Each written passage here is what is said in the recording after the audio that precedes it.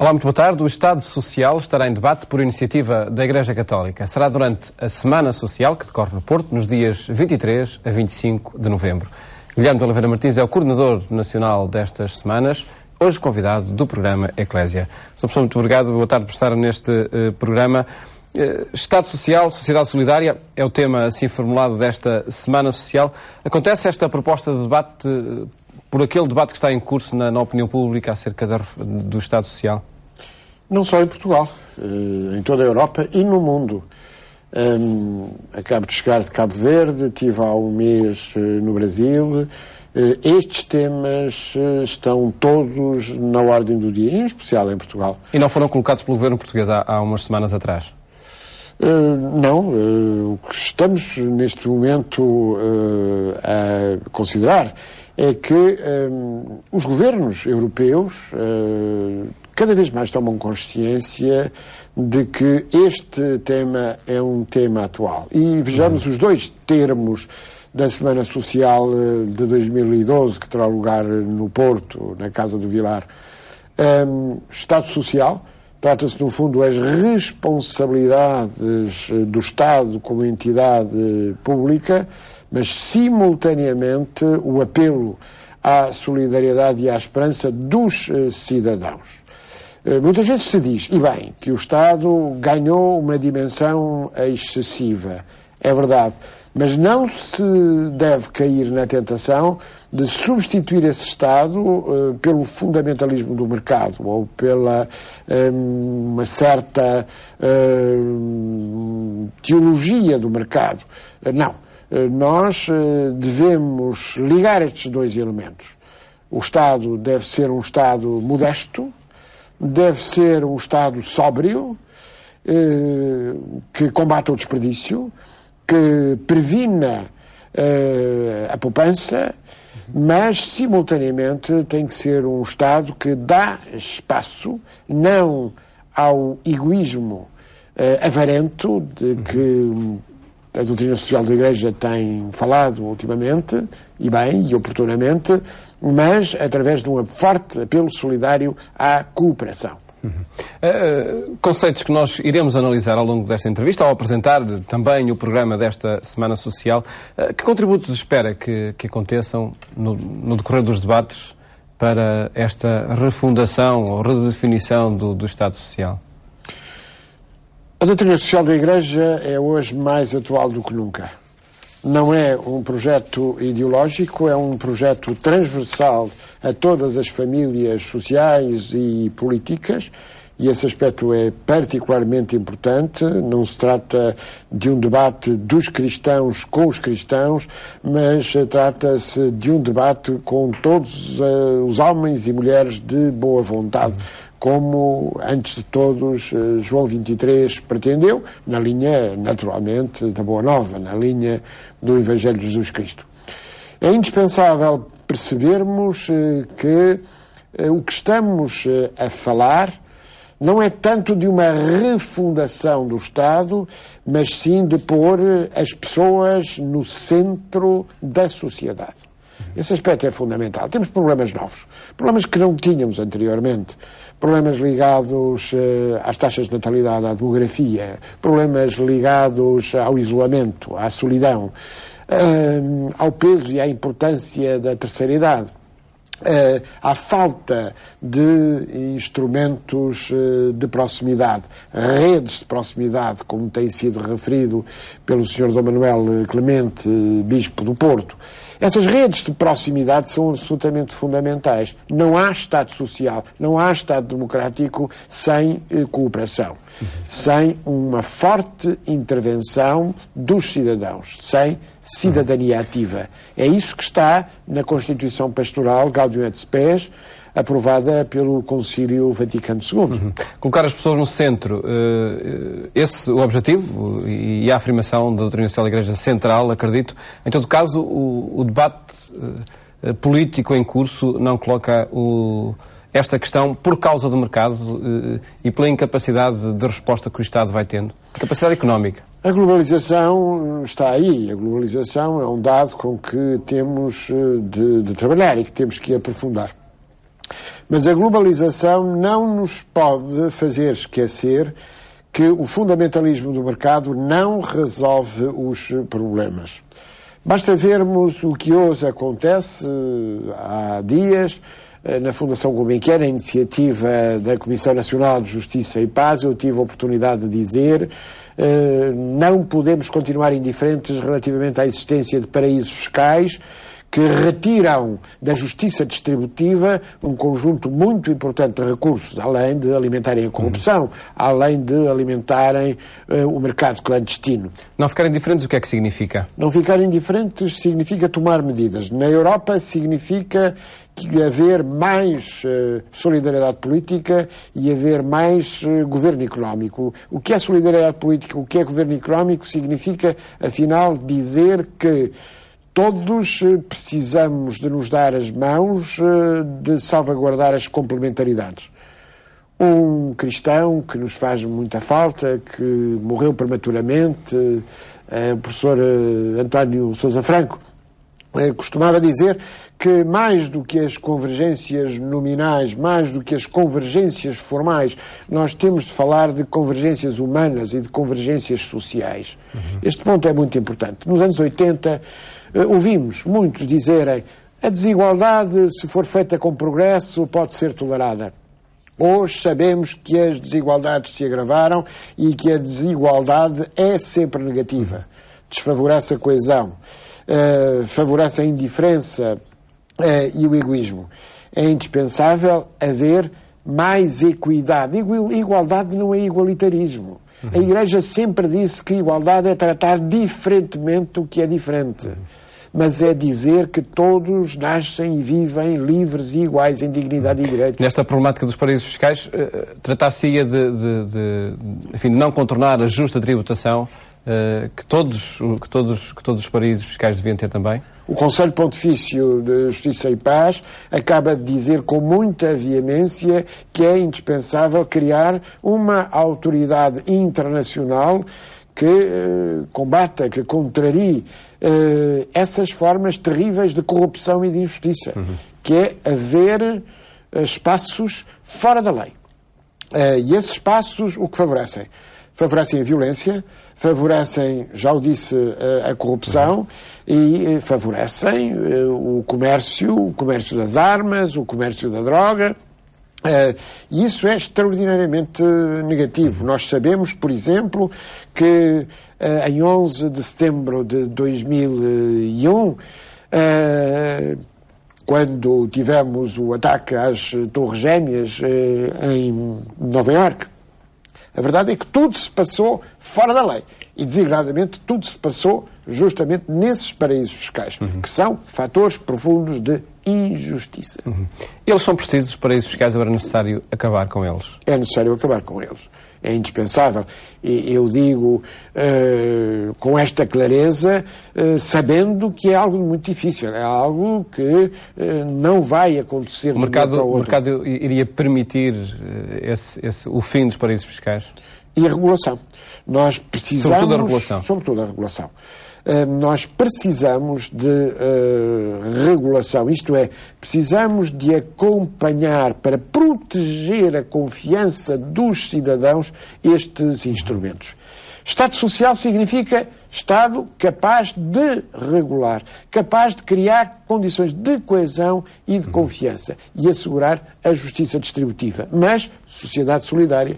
O segundo elemento da nossa reflexão significa que os cidadãos, hoje, com um problema terrível de desemprego, com um problema terrível de ameaça relativamente a irmãos nossos que não têm o essencial das suas subsistências, é indispensável dizermos que há que criar condições para a cooperação e para a criatividade. Este aspecto é importante. A crise financeira que temos deveu-se à prevalência da especulação no lugar da criatividade. Este aspecto é tremendo e a Igreja tem uma responsabilidade e tem uma voz. Não é por acaso que este ano a Semana Social do Porto tem este tema.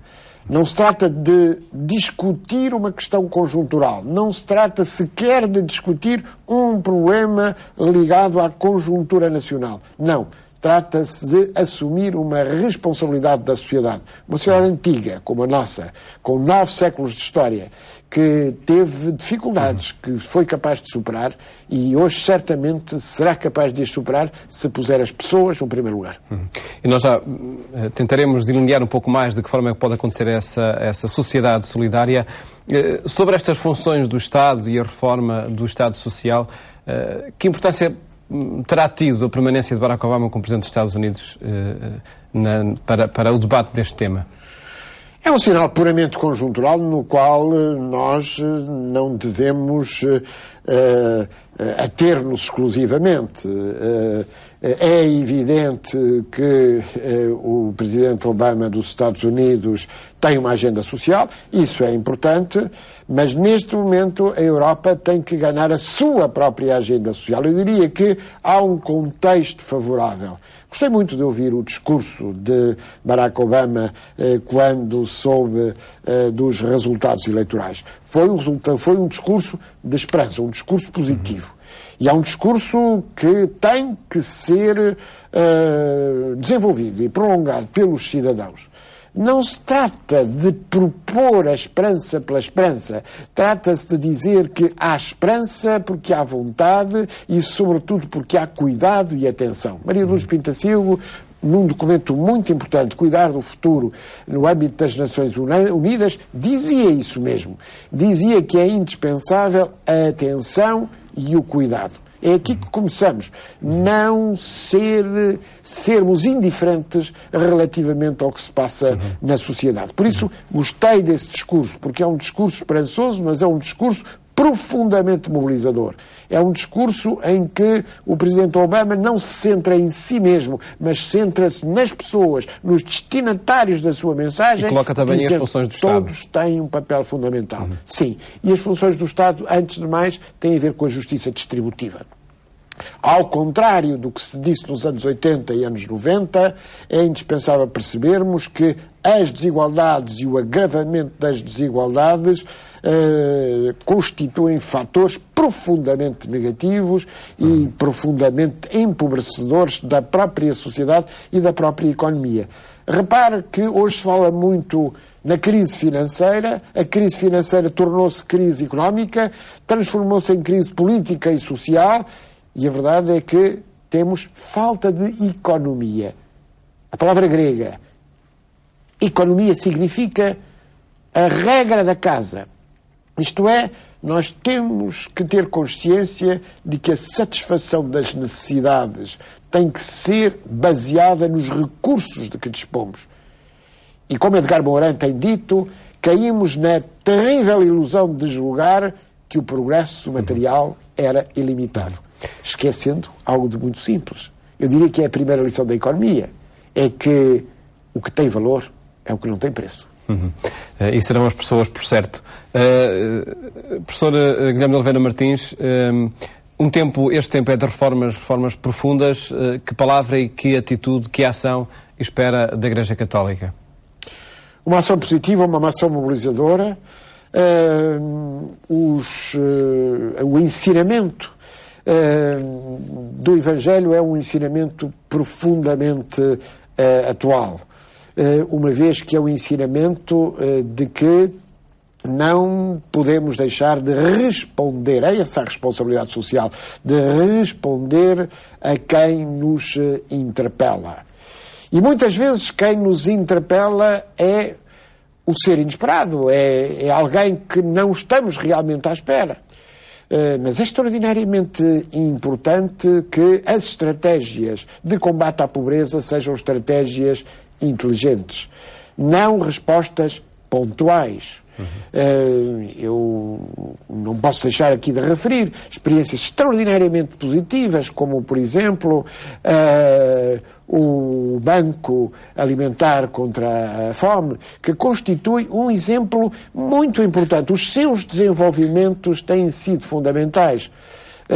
Aliás, teremos oportunidade de, nesta Semana Social, ter connosco justamente a grande animadora do Banco Alimentar contra a Fome, a doutora Isabel Joné, que nos falará, entre outros, destas experiências concretas. Eu estou a dar este exemplo porquê? Porque a nossa preocupação na Semana Social não é teorizarmos nem sobre o Estado Social, nem sobre a sociedade solidária. Não. É trazermos os testemunhos, trazermos as experiências e de dizer que é indispensável prolongar, desenvolver, multiplicar essas experiências e dizer que a solidariedade e a subsidiariedade, e refiro a este ponto particular, a subsidiariedade, ou seja, os assuntos devem ser resolvidos o mais próximo político, o mais próximo possível dos cidadãos.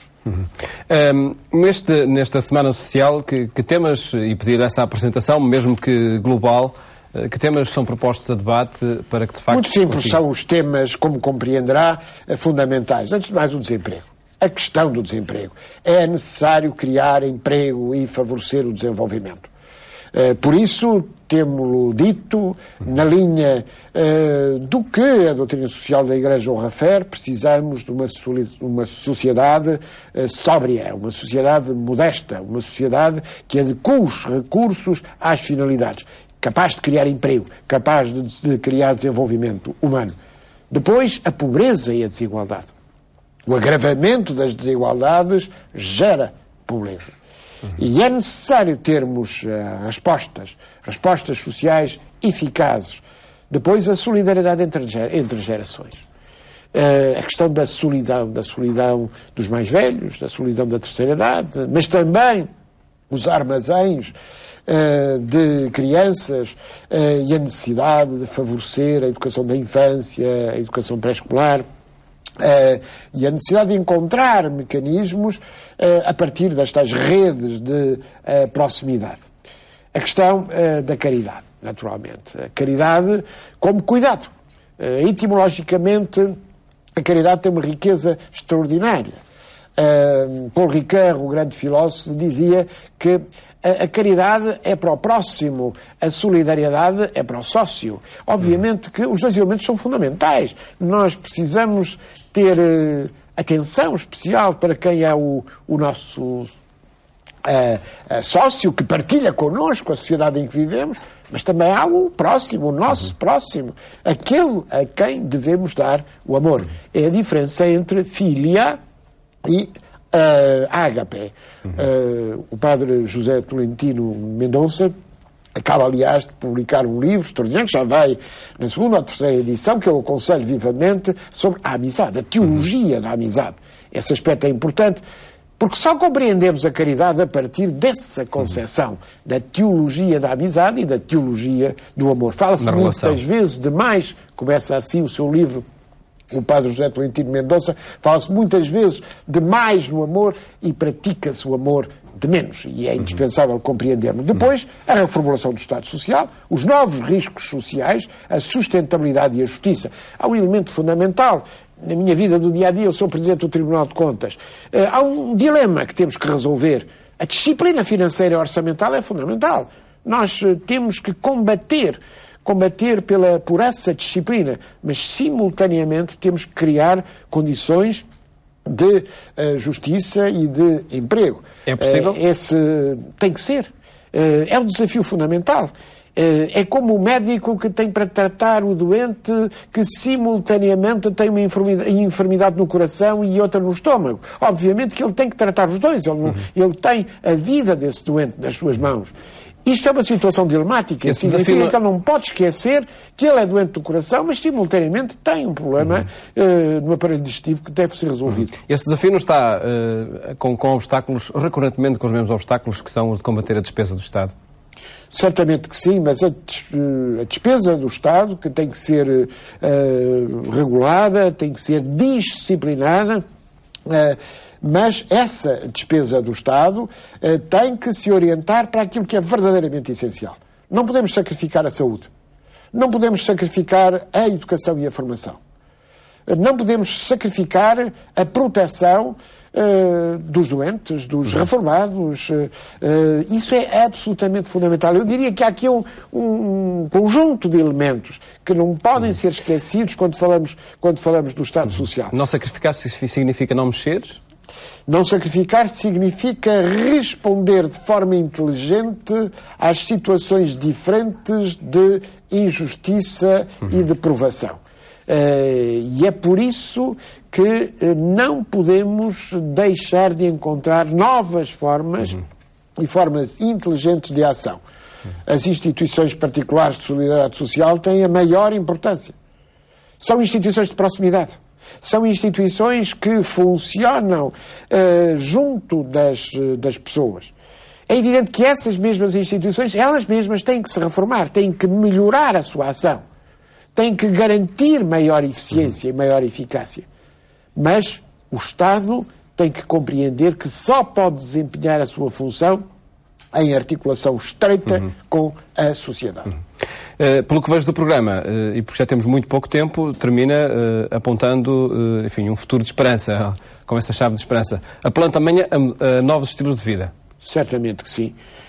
A palavra de esperança é uma palavra que aqui se encontra com particular força, porque é uma palavra de responsabilidade.